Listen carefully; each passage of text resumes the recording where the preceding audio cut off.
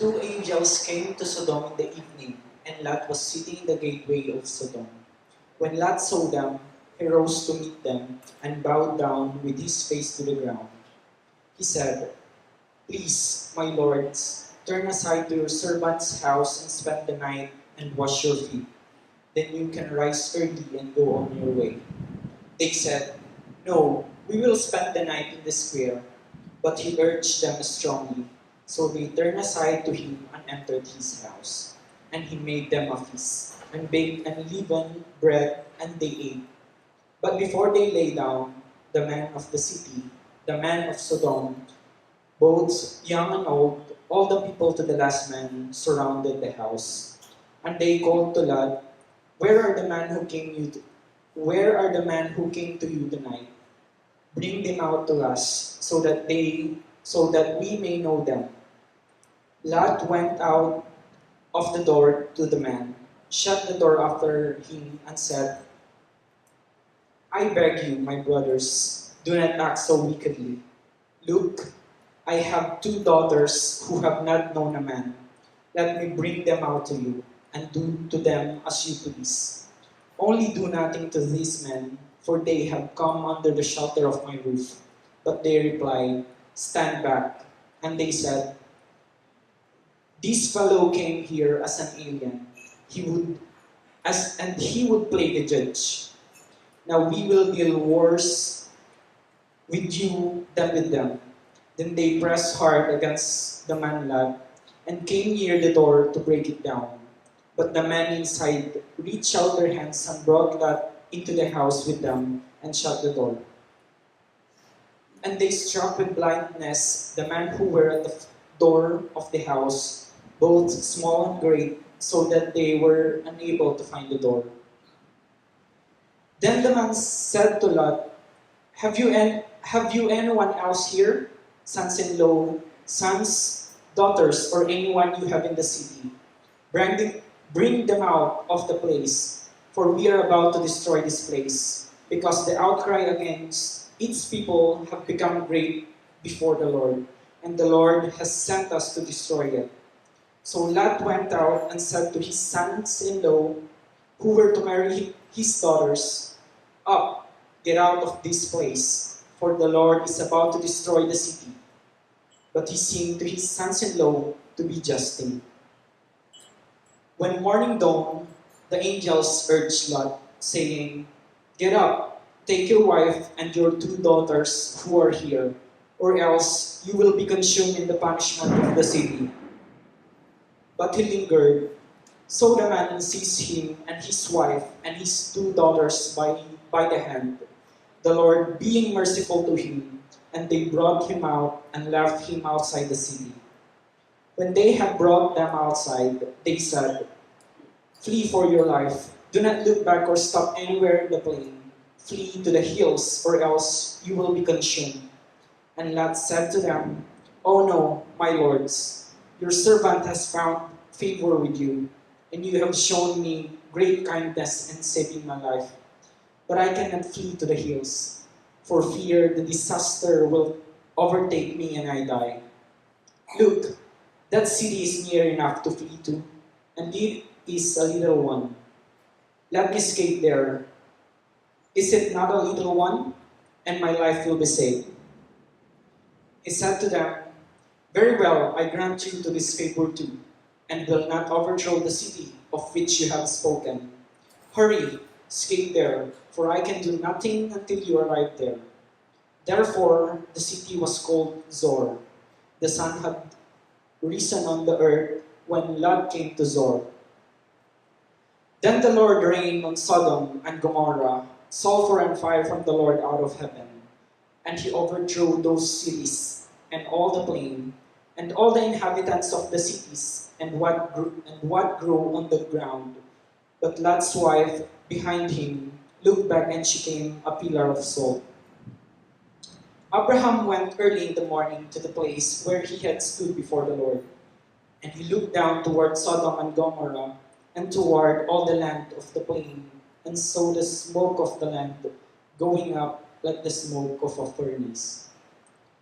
So it was that, when God destroyed the cities of the plain, God remembered Abraham and sent Lot out of the midst of the overthrow when he overthrew the cities in which Lot has settled. Now, Lot went up out of Zoar and settled in the hills with his two daughters, for he was afraid to stay in Zoar. So he lived in a cave with his two daughters. And the firstborn said to the younger, our father is old, and there is not a man on earth to become into us after the manner of all the world. Come, let us make our father drink wine, and we will lie with him, so that we may preserve offspring to our father. So they made their father drink wine that night, and the firstborn went in and lay with her father. He did not know when she lay down or when she rose. On the next day, the firstborn said to the younger, Look, I lay last night with my father. Let us make him drink wine tonight also. Then you go in and lie with him, so that we may preserve offspring through our father. So they made their father drink wine that night also. As the younger rose and lay with him, and he did not know when she lay down or when she rose. Thus, both the daughters of Lot became pregnant by their father. The firstborn bore a son, and named him Moab. He is the ancestor of the Moabites to this day. The younger also bore a son, and named him Ben-Ammi. He is the ancestor of Ammonites to this day. The word of Lord. Thank you. So, have you heard this passage before? Yes? Have you heard it or have you heard of it?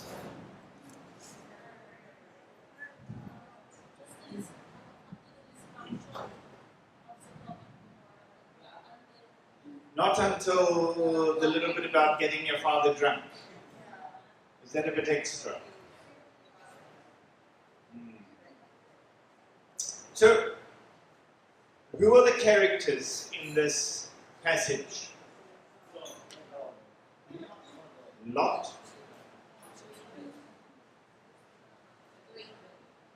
Sorry, the two angels.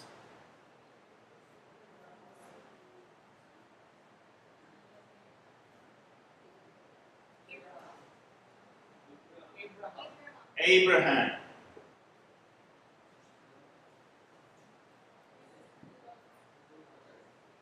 Sorry?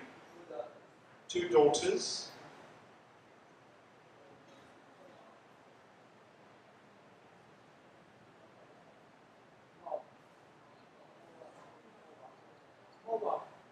Noah.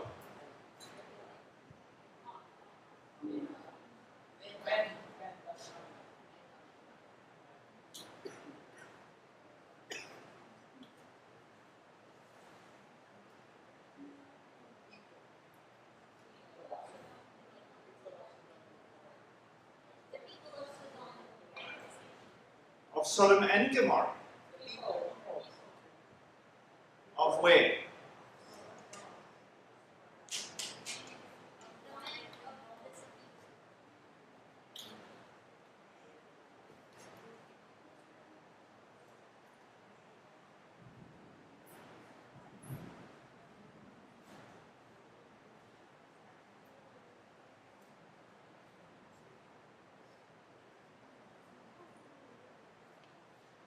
There's no mention of the people of Gomorrah.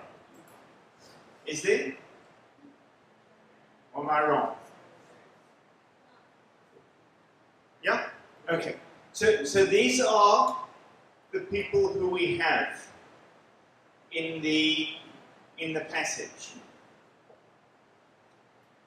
Now I want to ask you, what is this passage about? Or maybe you want to tell me what people say this passage is about.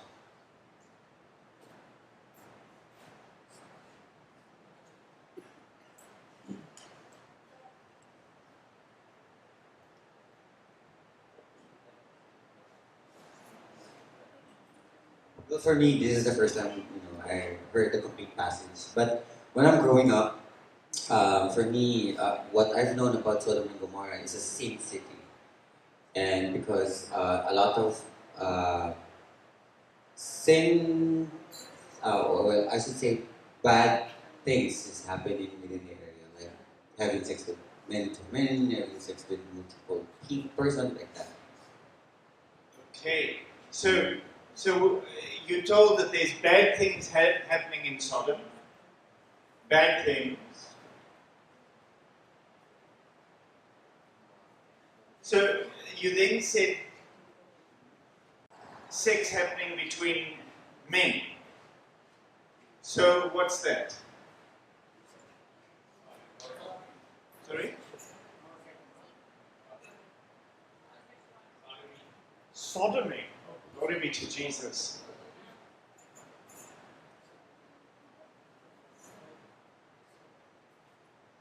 What else? Immorality.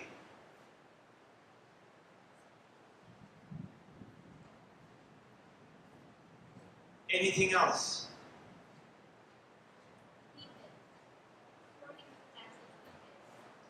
Wickedness.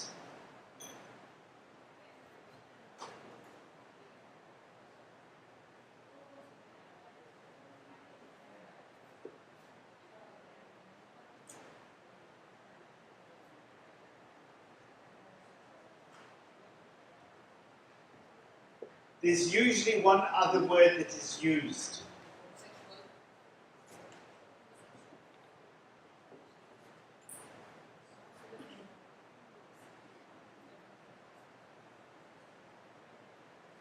So these are things that are talked of many times when we talk about Sodom and Gomorrah.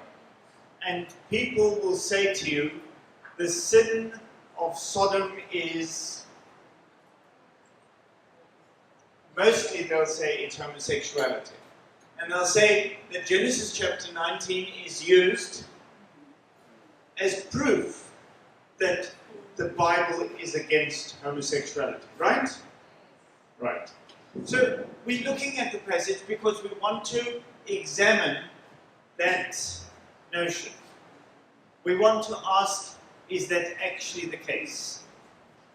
What's going on here? And let's just have a more careful look. So I'm going to ask you a few questions as we walk our way through the passage. So, Lot finds himself at the city gate of Sodom. Okay? You with me? Yes. Is that homosexuality? No. Okay. So then there are two men, we are told, who come to the city. We're not told that they're angels. We're told that they are two men who come to the city. And Lot approaches them and says to them, come and spend the night at my house. Is that homosexuality? No. So then they say, no, we're not going to spend the night at your house. We're going to spend the night in the square. Is that homosexuality? No. But Lot pleads with them and says, please, come and stay with me, come and eat in my home, and then you can carry on your journey tomorrow. Is that homosexuality? No. So they join Lot, and they go to his home, and the Bible tells us that Lot cooks for them. And he even bakes unleavened bread for them. Is that homosexuality? No. So then, as they're going to bed, there's a knock on the door. And all the men, from the smallest to the greatest, from the youngest to the oldest, all the men of the city of Sodom are standing at the door. Is that homosexuality? No. And then they say to Lot, bring out the two men that you have staying with you so that we can know them. Is that homosexuality? Now we're not sure anymore. Who says no? Who says no? You say no. Who says yes? Abstain. You abstain. Yes?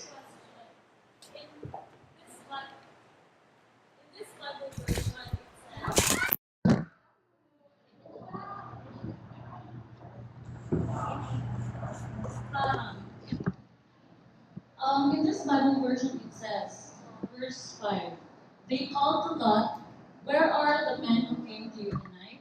Bring them out to us so that we can have sex with them. Yes. Uh,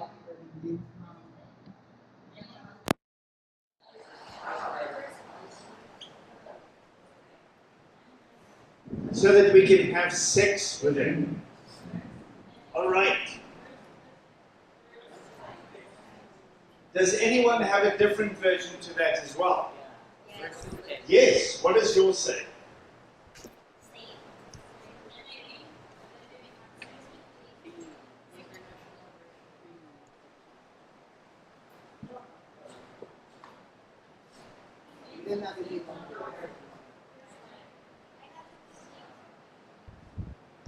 You have the King James Version.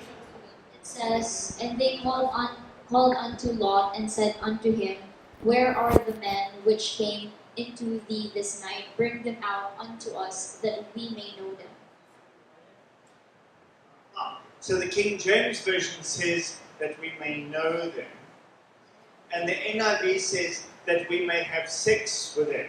Aha! Any other versions? We've now heard, my version is the New Revised Standard Version. We've had the NIV and we've had the King James. What have you got? Revised Standard Version.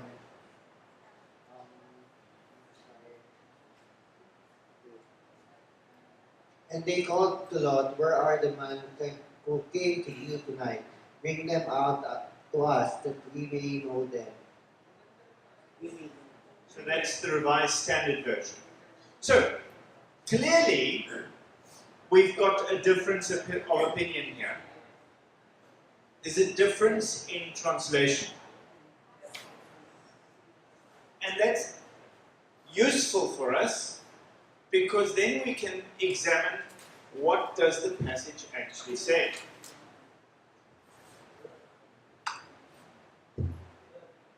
So, in the Hebrew, the word that is used is the word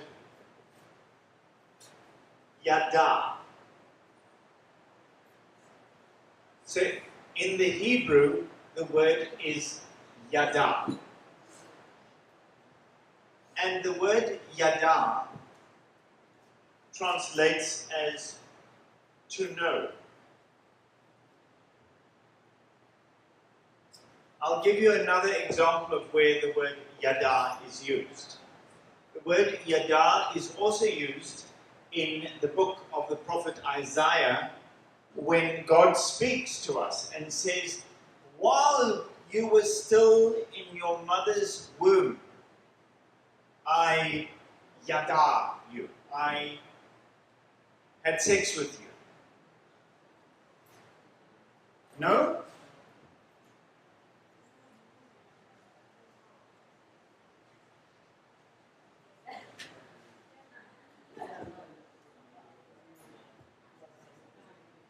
So, the point that I'm making is that the translation for yada is to know. We can't translate it in one place in one way and in another place in another way. We're talking about consistency of translation. The interesting thing is that in English particularly, we have this expression. We say to know in the biblical sense. And then we are saying a man and a wife must know each other in the biblical sense. And there's a reference to sex. Clearly, there's a reference to sex. And we can see that that is sometimes the case in the way that some of the translators work. Because there you've given us the New International Version, which doesn't even say anything about no. It just says, give us the men so we can have sex with them. So they've translated yada as clearly meaning sex. And yet, we know that in other places, yada is definitely translated as knowing with knowledge, not carnally. The Bible does have a word that is used specifically for sex. And that word is the word bow. And bow can most easily be translated as to go into. And in this passage, the word bow is used. So it's not that they have not used this word in this passage. It has been used in this passage. But it's used at the end of the passage when Lot is in the cave with his two daughters. And when Lot is in the cave with his two daughters, the older daughter says to the younger daughter, why don't we get our father drunk tonight? And then we can bow, we can go into him, so that we may have offspring by our father. So clearly, they're talking about something that's going to lead to them being pregnant. So, in this passage, we have these two words which biblical scholars are debating about. They're saying, in verse 5, does yada refer to sex, or does it refer to something else? We know that yada doesn't always refer to sex. So are we going to interpret it as sex in this instance? So now I want to ask you, if this refers to sex, because we're not sure that it does. And the reason why we're not sure that it does is because there's a different word that is used in this passage specifically to refer to sex, right?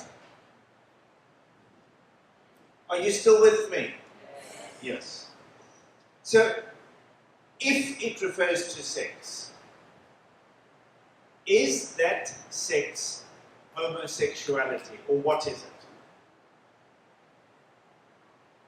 So if the men from the city, from the youngest, the little boys who are 3 and 4 years old, through to the old men who are 98, 99, come and say, send these men out that we can have sex with them. What do we call that?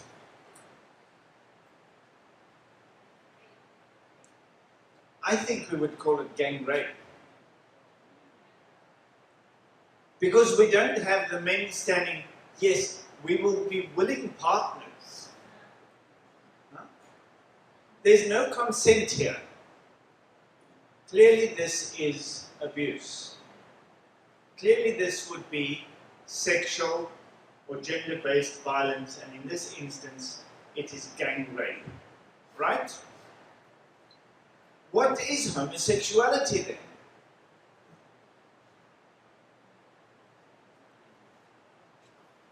Is homosexuality not rape between two men or more?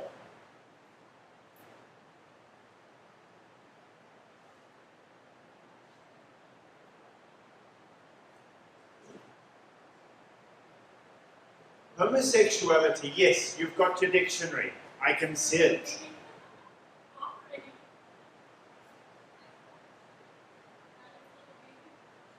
Oh, it doesn't want to tell you. It's too sensitive. Sexually attracted to people of the same sex, based on or showing a sexual attraction to people of the same sex. So homosexuality, by definition, is not even having sex. Right? Am I right? So homosexuality speaks about same gender attraction. Right? So then we're very clear that this passage in verse 5 cannot be speaking about homosexuality, because there's no mutual attraction. We don't even know that there's any attraction. The one thing that we know for sure is that rape is not about sex. Rape is not about attraction. Rape is about power.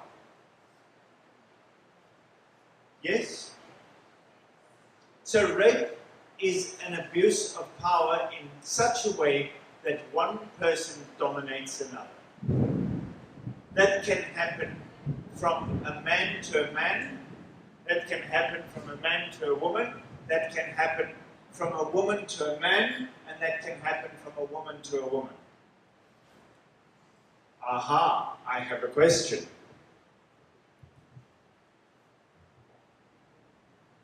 Well, no, it's not a question. A comment? Lot's daughter is raped him. Sorry? Lot's daughter is raped him. Lot's daughter is raped him. Lot's daughters, they raped him. Lot's daughters raped him. Unless the culture. I think you're right. But I don't think that I would call that just rape. I would call that date rape. Isn't that date rape? When you drug someone and then you rape them, we call that date rape.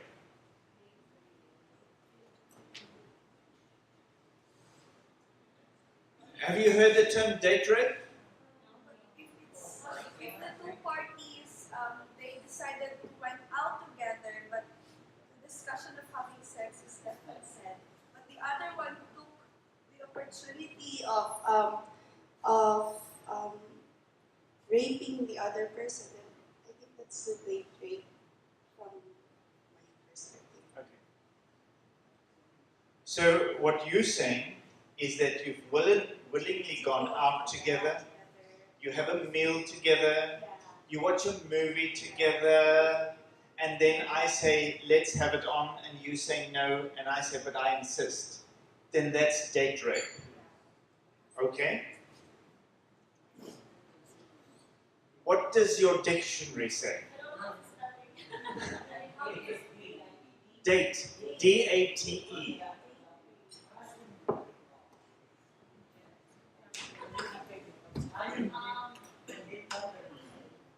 It is a crime of forcing someone you know to have sex with you, especially while on a date. Okay. All right. So, I would contend that you are right, that it is rape. My understanding of date rape is you use a substance to alter the ability of the person. Consciousness. So, just say that again. My understanding of date rape is you use a substance to alter the other party's ability to consent. Would you consider wine to be such a substance? Yes. So, Lot's daughters clearly don't think that their father is going to consent. Clearly. So they say, let's get our father drunk so that he won't know what's going on. Then we can have our way with him, we can fall pregnant, and no one gets hurt. Right? It's all very nice. Yeah.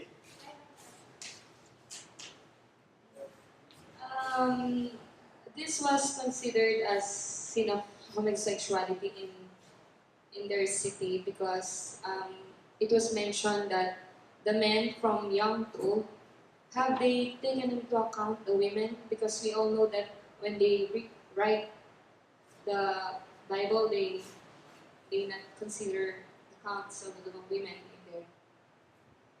It's a really good question. And the only thing that I can give you is the cultural context. So, we see in other passages of Scripture that you have this very peculiar instance of questioning of the stranger.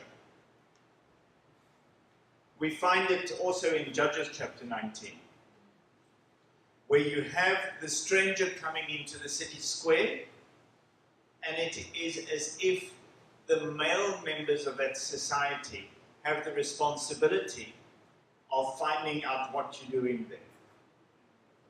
So there's this questioning. Okay, where are you from? Why are you here? What's your business in our city? Do you have relatives here? What are you doing tomorrow morning? And all of this is also part of the security component of looking after your community. So it's really important for me to say that it would not be unusual for the men of the city to be wanting to question the two angels about what are you doing here. That would not be unusual. But there is something that is going on here that is different. And the difference is that in this cultural context, there is a code which is a very important code, and it is the code of hospitality.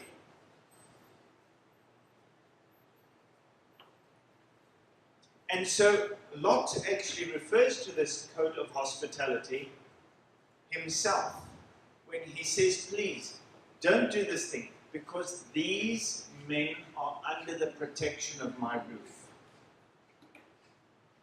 Now that is the clear code of hospitality.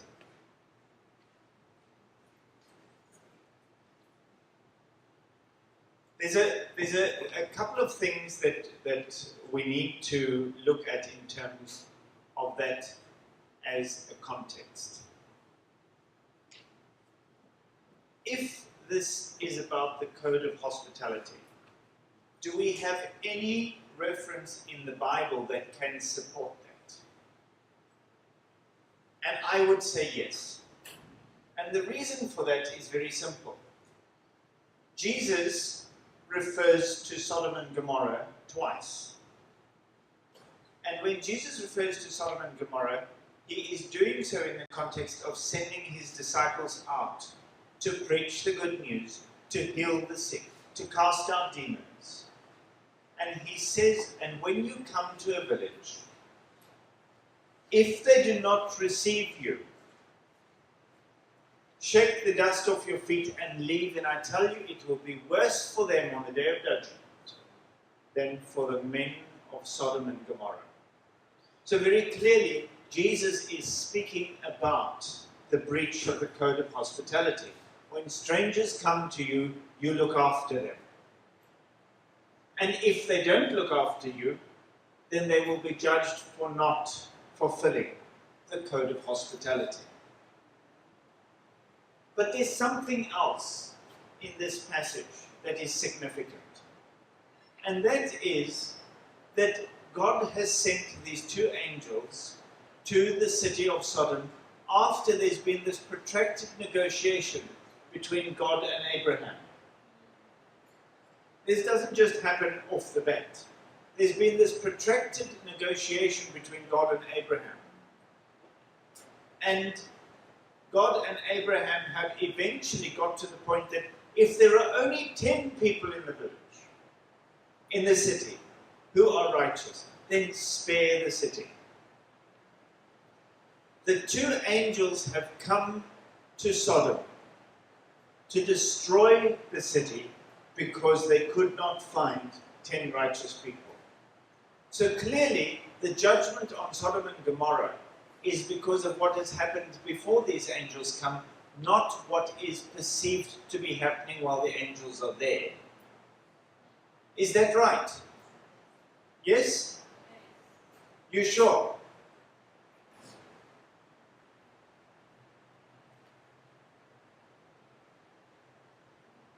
So now I want to ask you,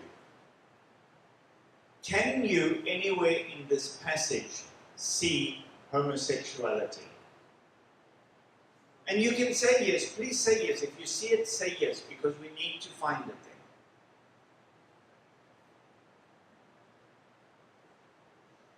So at best, we can then say that the passage about Sodom and Gomorrah is ambiguous.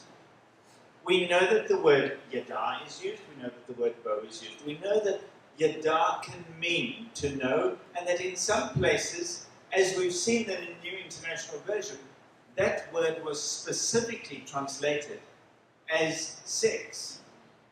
They said, bring these men out so that we may have sex with them. That was the translation you had in the New International Version.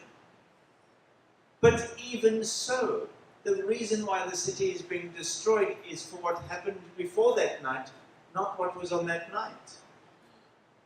Yes? Yes. So then we have to say, what is the sin of Sodom and Gomorrah? And you gave some really good words. Because these are words that are used in various biblical texts. Sodom and Gomorrah is referred to 57 times in the Bible, other than this passage. The word sodomy is never used. That's a word that only came about in the 18th century. So that's not a word from the Bible. But immorality, wickedness, are words that we can find in reference to Sodom and Gomorrah. But what the immorality is and what the wickedness is definitely not homosexuality. And there are many things that are referred to. If you look at the book of Ezekiel, there's a whole list of things that they list down as the sins of Sodom and Gomorrah. Not one of them is homosexuality. Now, the reason why I can say that absolutely conclusively is because the word homosexuality was not invented until 1835. So there is absolutely no way that at the time of the writing of the Bible, they can be referring to homosexuality. Because the word didn't exist. And the concept that we have today of same-sex attraction and love is not a concept that is spoken about in this way during biblical times. So, if we want to find biblical condemnation for homosexuality, we can look, but don't look to this passage. Happy? You don't have to be happy. All right, yes.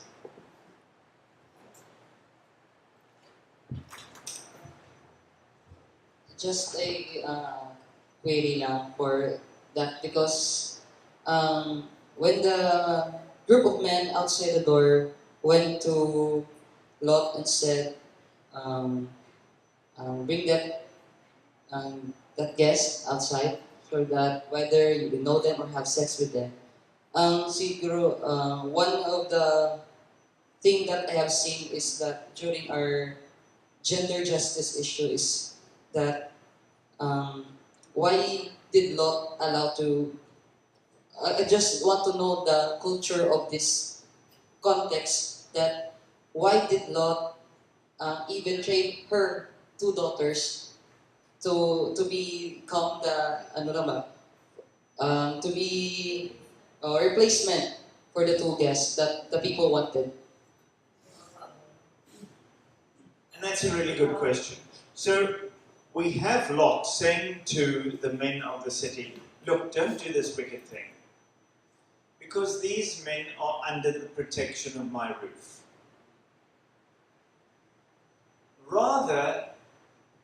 take my daughters who have not yada. So again, what are we talking about? We're not 100% sure. We're not 100% sure. And yes, it could refer to sex, it might not refer to sex, we don't know for sure. But what is sure is that the place and the value of a woman was next to zero. And that Lot would rather give his daughters to be harmed than allow his guests to be harmed. Because that was the code of hospitality. Now, does that sit comfortably with me? No, it doesn't. It clearly doesn't sit comfortably with me. But that is the cultural context of the time. What if the guests were women? Then he would rather send out his wife, his daughters, his sons to protect the guests because the code of hospitality demands that. You are under the protection of my roof.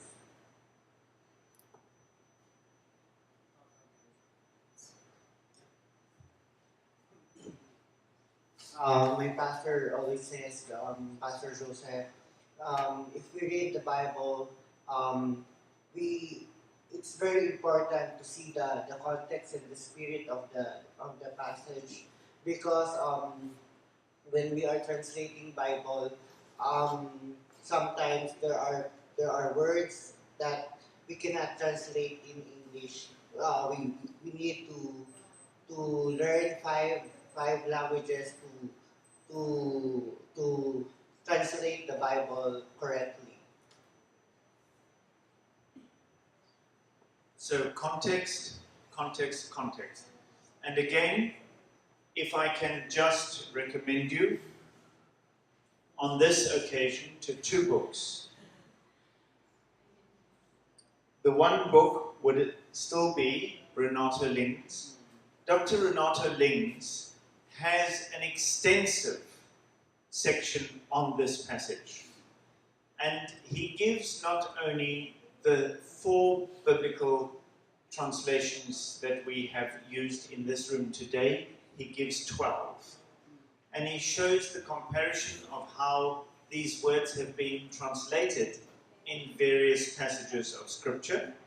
And he has an extensive section just on the way in which yada and bow have been translated. So I can very strongly recommend this to you, because what I can do for you in half an hour is nowhere near what Dr. Lings can do for you in 200 pages.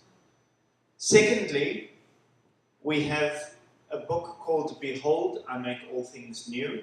And this is a look at human dignity and human sexuality from the lens of the Abrahamic faiths. And it looks at various passages and understandings in Judaism, Christianity, and Islam.